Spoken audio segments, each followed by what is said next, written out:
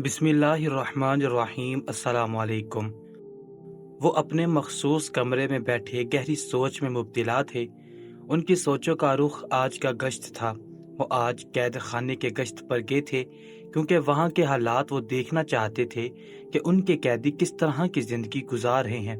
वैसे तो अमूमन उनके पास तमाम खबरें पहुँच जाती थी, लेकिन बाज़ खबरों में झूठ भी मुलव्वस होता था और कुछ बातें ऐसी भी होती थी जो सुल्तान से छुपाई जाती थी। इसीलिए सुल्तान आज एक सिपाही का रूप लेकर कैद खाने की गश्त पर गए थे, लेकिन वहां जाने के बाद जो उन पर हकीकत खुली थी वो उनको हैरान कर गई थी। उनके ज़हनो गुमान में भी नहीं था कि आज की गश्त के बाद उनकी आंखों के सामने क्या मंजर आने वाला है।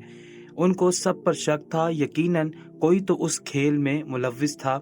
जब भी वो इंसान अभी तक जिंदा था, अगर किसी शख्स को 4 से 5 दिन तक खाना ना मिले तो वो मर जाता है, लेकिन उस शख्स को कैद खाने में रहते हुए 2 महीने हो गए थे, लेकिन अभी तक वो जिंदा था और उसकी सेहत पर जरा बराबर भी फर्क नहीं पड़ा था, बल्कि वो हशाश बशार सा अपनी जगह पर बैठा मुस्कुरा कर अपने साथियों से बातचीत कर रहा था। यही चीज सुल्तान को हैरान करने के लिए काफी थी।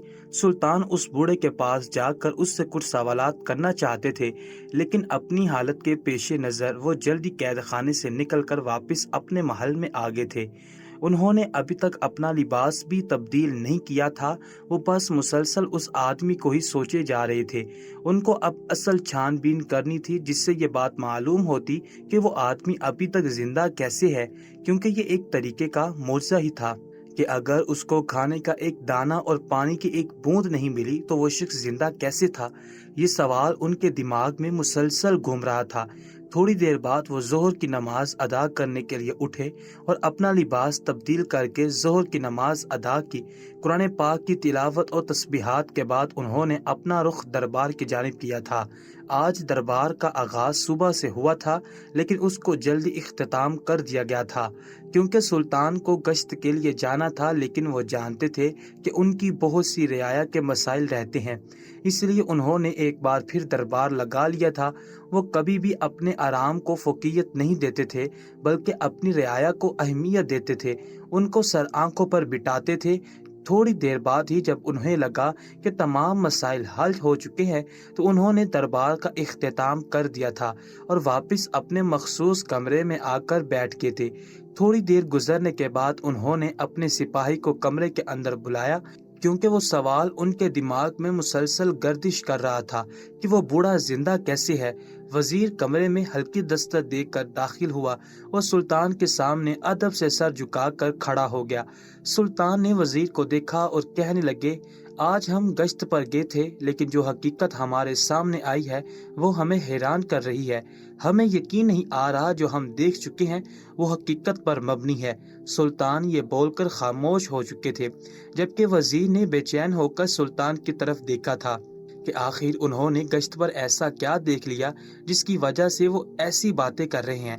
वजीर की सवालिया निगाहें देखकर सुल्तान कहने लगे, आपको याद होगा 2 महीने पहले हमारे दरबार में एक केस आया था जो काफी हैरत अंगेज भी था और दिलचस्प भी था। उसमें जानी एक बूढ़ा शख्स निकला था जिसको हमने कैद खाने में डाल दिया था और साथ में उसके लिए सजा भी तजवीज की थी कि उसको खाने का एक दाना और पानी की एक बूंद नहीं दी जाएगी तो वो जल्दी मर जाएगा। हम बूढ़ों को फांसी देने या सर कलम करने के कायल नहीं है, इसलिए उसके लिए सजा तजवीज की थी। लेकिन आज जब हम गश्त पर गए तो वो बूढ़ा आज भी सेहत याब और हशाश बशाश बैठा लोगों के साथ बैठकर बातचीत कर रहा था। मेरी समझ से ये सब कुछ बालातर है। मुझे यकीन नहीं आ रहा जो मैं अपनी आंखों से देख चुका हूँ वो हकीकत पर मबनी है। ऐसा कैसे हो सकता है कि एक शख्स जिसको 2 महीने से खाना पीना ना दिया जा रहा हो वो जिंदा हो। यकीनन वजीर दाल में कुछ काला है। कोई सिपाही तो इस खेल में मुलविस है जो उस जानी बूढ़े की मदद कर रहा है, उस तक खाना पहुंचा रहा है। वजीर ये बात सुनकर कहने लगा, सुल्तान मुअज्जम, जान की अमान पाऊं तो अर्ज करना चाहता हूँ। सुल्तान ने सर को हल्की जुम्बश दी और जान की अमान दे दी। वजीर इजाजत मिलते ही कहने लगा, सुल्तान मुअज्जम, जहाँ तक मैं जानता हूँ आपके तमाम सिपाही आपसे वफादार हैं।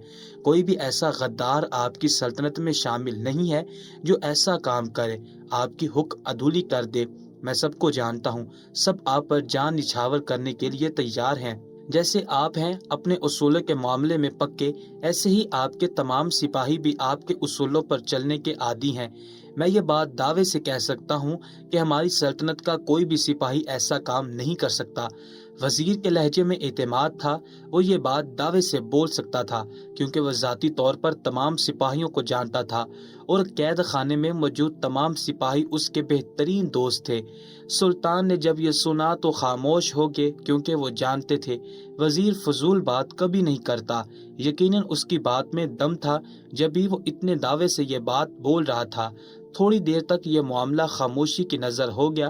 کچھ دیر بعد سلطان نے حکم دیا کہ آپ فوراً قید خانے میں موجود سپاہیوں کے سربراہ کو بلائیں تاکہ ہم اس سے کچھ سوالات کر سکیں۔ سلطان کے حکم کی فوری ہی پاسداری کی گئی تھی اور تھوڑی دیر بعد وزیر کے برابر میں اب قید خانے کا سربراہ یعنی عبدالغفور کھڑا تھا۔ سلطان نے ایک نظر عبدالغفور کو دیکھا، ان کو واضح اس کے چہرے پر گھبراہٹ نظر آ رہی تھی۔ ایسا محسوس ہوتا تھا جیسے اس کی کوئی چوری پکڑی جانے والی ہو۔ اس کے ماتھے پر ننھے ننھے پسینے کے قطرے چمک رہے تھے جو اس بات کی گواہی تھی کہ دل میں کچھ تو کالا ہے۔ سلطان محترم نے اپنے سپاہی کو مخاطب کیا اور بلند آواز میں کہنے لگے، ہمیں تمہارے بارے میں کچھ معلوم ہوا ہے۔ ہم امید کرتے ہیں تم ہم سے کچھ نہیں چھپاؤ گے بلکہ ساری حقیقت ہمارے سامنے کھول کر رکھ دو گے۔ عبدالغفور الجھن بھری نگاہوں سے سلطان کو دیکھنے لگا لیکن کچھ بھی بول نہیں پایا تھا۔ وزیر بھی سلطان کو باغور دیکھ رہا تھا۔ سلطان نے ایک نظر اپنے سپاہی کو دیکھا اور کہنے لگے، 2 ماہ پہلے ہم نے ایک بوڑھے قیدی کو سزا کے طور پر قید خانے میں بند کیا تھا اور اس پر یہ چارج لگایا تھا کہ وہ کھانے اور پینے سے محروم رہے گا، لیکن 2 مہینے بعد جب ہم قید خانے میں آئے تو ہم نے خود اپنی آنکھوں سے دیکھا کہ وہ بوڑھا ابھی تک حشاش بشاش زندگی گزار رہا ہے۔ اس کی صحت پر کوئی اثر نہیں پڑا۔ یقیناً اس بات کے پیچھے کوئی تو راز ہے جو ہم سے چھپا ہوا ہے۔ آخر وہ انسان کون ہے جو اس بوڑھے کی مدد کر رہا ہے؟ آپ جانتے ہیں ہم اس معاملے میں کافی سخت ہیں۔ جو ہم نے سزا مختص کر دی ہے وہ سزا اس انسان کو مل کر رہے گی، تو پھر یہ سب کیوں ہو رہا ہے؟ سپاہی نے جب یہ سنا تو کہنے لگا، سلطان معظم جان کی امان پاؤں تو عرض کرنا چاہتا ہوں۔ سلطان نے سر کو ہلکی جنبش دی اور اس کی جان کی امان دے دی۔ وہ آدمی کہنے لگا، سلطان معظم ہماری فوج میں ایسا کوئی بھی نہیں ہے جو آپ کے ساتھ غداری کرے۔ یقین جانیے اس بوڑھے کو ہم لوگ بالکل الگ رکھتے ہیں، اس کے لیے سارے نظام الگ سے بنائے گئے ہیں، بس آج کے دن اس کو تھوڑی دیر کے لیے انسانوں میں بٹھایا جاتا ہے ورنہ تو اس کو ایک الگ جیل میں رکھا گیا ہے۔ سلطان یہ سن کر خاموش ہو گئے تھے۔ انہیں اپنے سپاہی کی آنکھوں میں سچائی نظر آ رہی تھی کیونکہ جب سلطان نے اس سے بات کرنا شروع کی تھی تو اس کی آنکھوں میں واضح الجھن تھی جو اس بات کی گواہی تھی کہ وہ بے قصور ہے۔ تھوڑی دیر بعد سلطان کچھ سوچ کر بولے، کیا اس بوڑھے شخص سے کوئی ملاقات کے لیے آتا ہے یا پھر اس کے گھر والوں نے اس سے قطع تعلق ہی کر لیا ہے؟ سپاہی سلطان کی بات سن کر کہنے لگا، سلطان معظم اس بوڑھے کی ایک بیٹی روزانہ شام کے وقت اس سے ملاقات کے لیے آتی ہے۔ ہم نے آج تک اس کی بیٹی کے ہاتھ میں کوئی کھانے پینے کی اشیاء نہیں دیکھی ہے۔ وہ لڑکی اپنے باپ کے پاس کچھ وقت گزارتی ہے اور چلی جاتی ہے۔ آپ کا حکم ہے کہ کسی بھی خاندان کے فرد کو نہ روکا جائے، اسی لیے ہم نے آج تک اس کو نہیں روکا ہے اور نہ ہی کبھی اس کی تلاشی لی ہے، کیونکہ ہمارے قید خانے میں کوئی عورت موجود نہیں ہے۔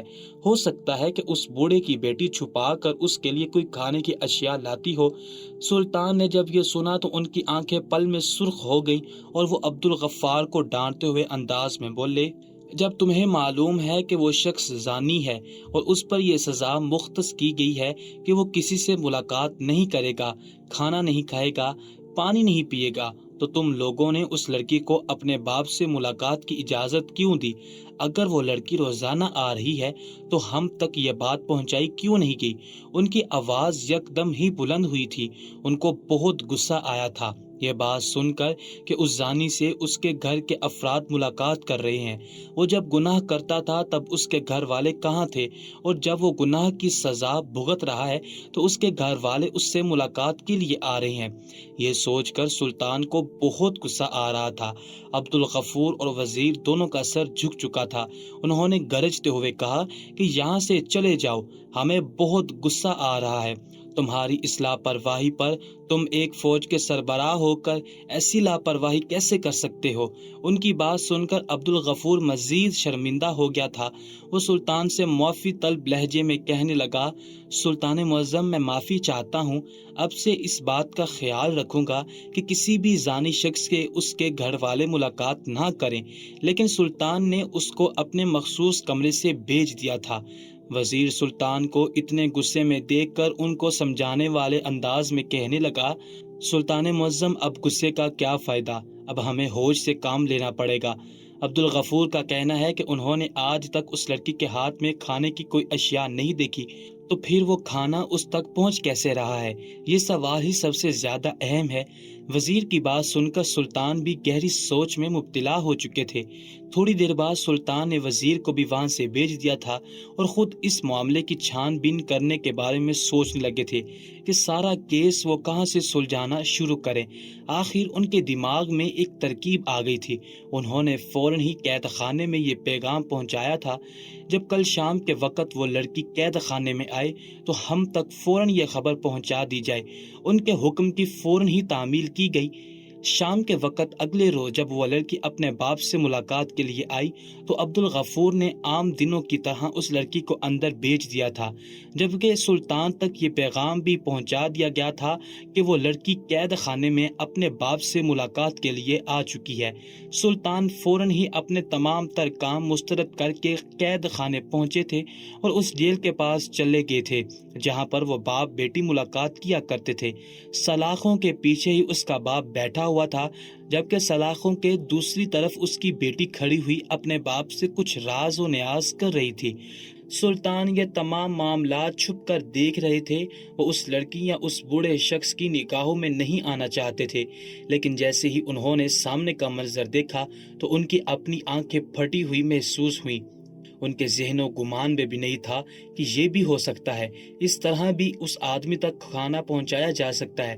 سپاہیوں کے کہنے کے بالکل ٹھیک مطابق اس لڑکی کے ہاتھ میں کھانے کی کوئی اشیاء موجود نہیں تھی، لیکن وہ جس طرح سے اپنے باپ کو کھانا دے رہی تھی وہ اس بات کو ظاہر کر چکا تھا کہ یہ شخص زانی کے ساتھ ساتھ یہ تو استغفر اللہ 2 ماہ پہلے دربار سلطان لگا ہوا تھا۔ رعایا اپنے مسائل سلطان کے گوش گزار کر کے ان کے حل نکلوا ہی رہی تھی۔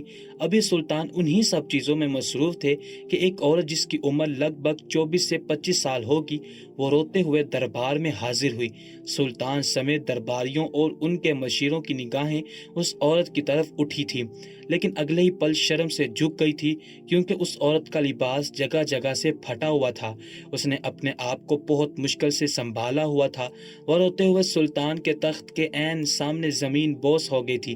اس کی حالت کے پیش نظر سلطان نے فوراً ہی محل کے اندر ایک سمجھدار کنیز کو بلا لیا تھا اور اس کو ساتھ چادر لانے کے لیے بھی کہا تھا، جبکہ سلطان اور ان کے درباریوں اور ان کے مشیروں نے نگاہیں جھکا دی تھی۔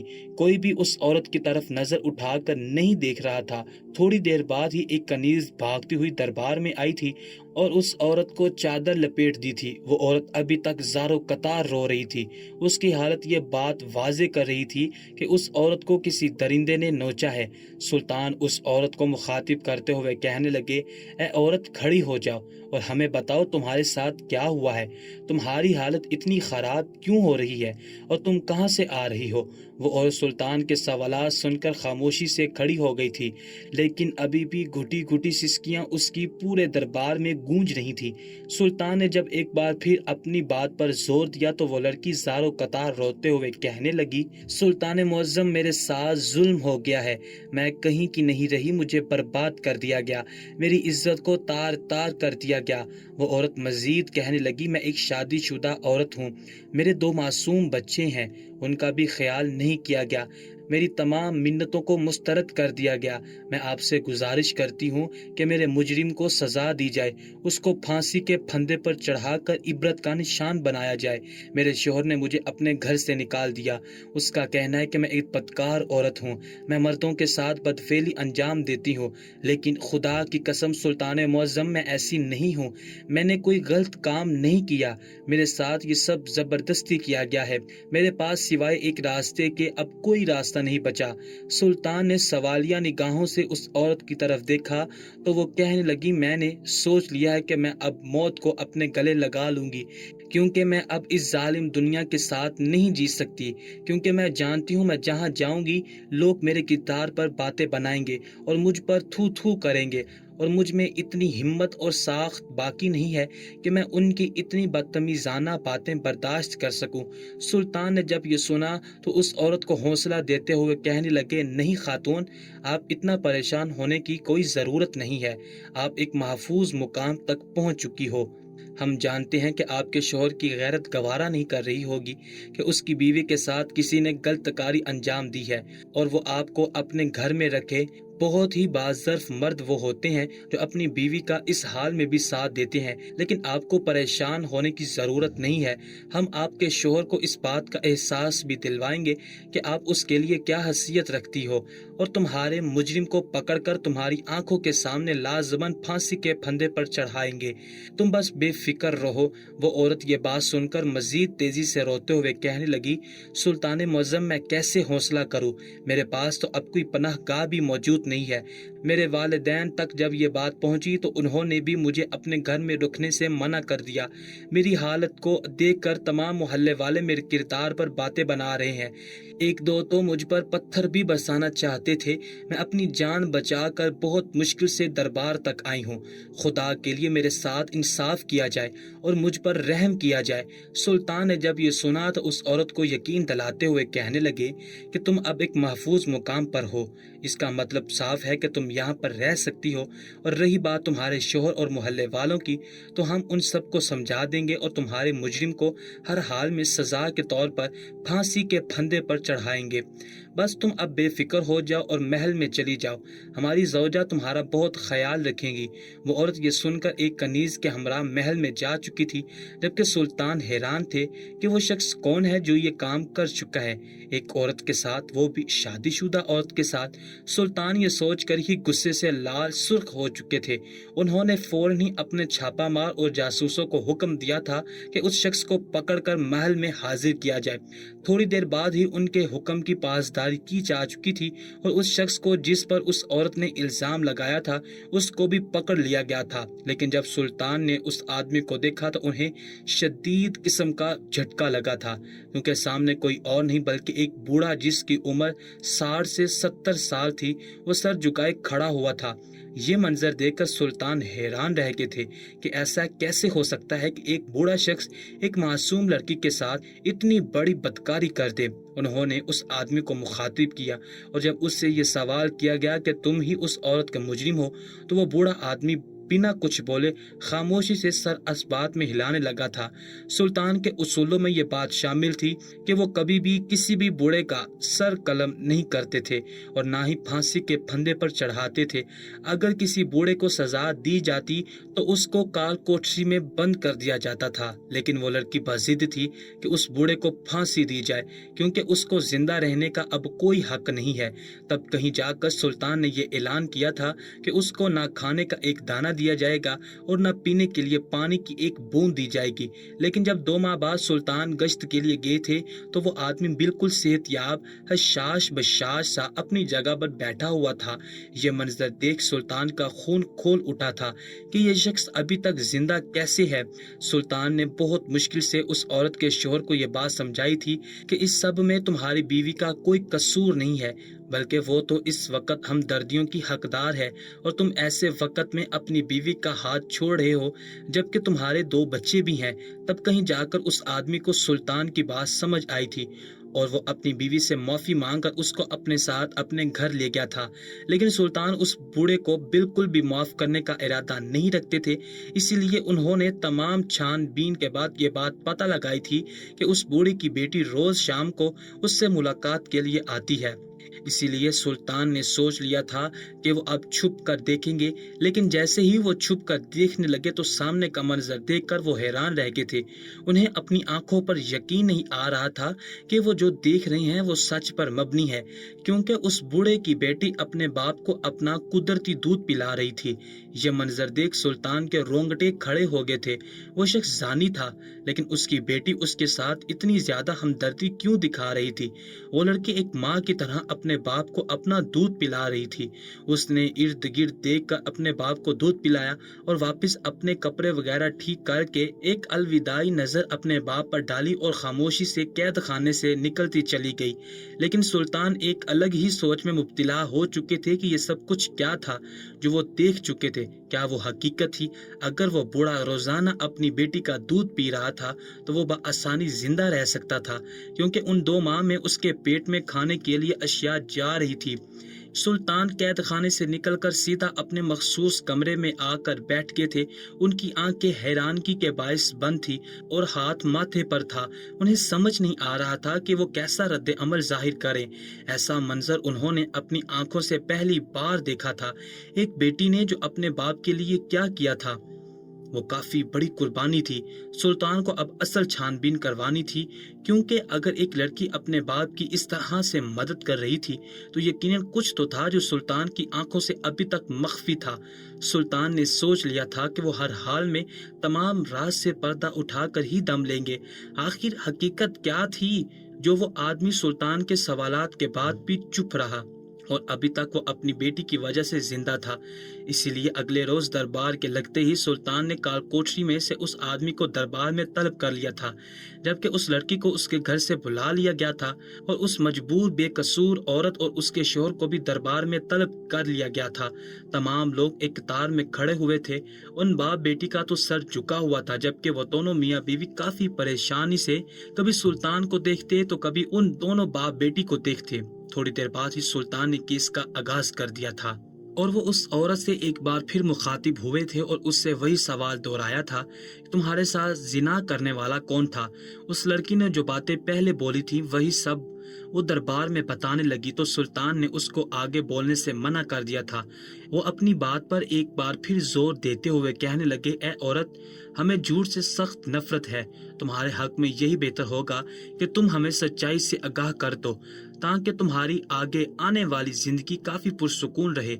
अगर तुमने आज जरा बराबर भी झूठ से काम लिया तो याद रखना तुम्हारे साथ हम बहुत बुरे तरीके से पेश आएंगे, क्योंकि हम इतना तो समझ चुके हैं कि ये बूढ़ा बेकसूर है, असल मुजरम कोई और है जिसको तुम जानती हो लेकिन अपने शोहर के सामने लाना नहीं चाहती, ना ही हम सब के सामने पेश करना चाहती हो।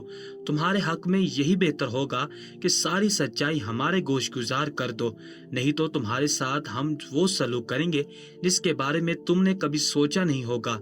वो लड़की सुल्तान की ये बात सुनकर सहम चुकी थी, लेकिन फिर भी एतमाद भरे लहजे में कहने लगी, सुल्तान मुअज्जम, हम भला झूठ क्यों बोलेंगे? हमें क्या मिलेगा अपने किरदार को खराब करके?